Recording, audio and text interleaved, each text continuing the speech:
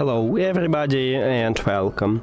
In this video I'm going to show you how to disconnect your Earbuds Happy Plugs Joy from your Android device.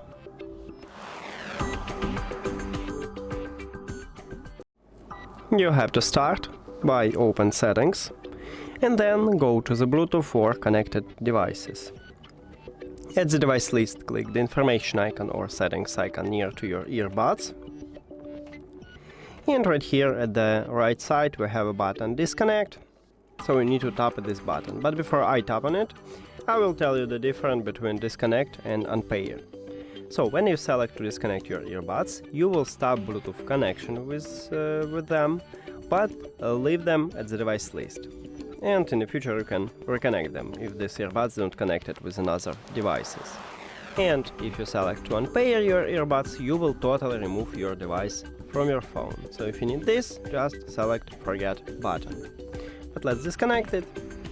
And as I said, we have it as a device list, but I stop Bluetooth connection with them and I can easily reconnect them. That's it. Thank you for watching this video. If you found it helpful, please consider subscribing to the channel and leave the like on the video. See you later.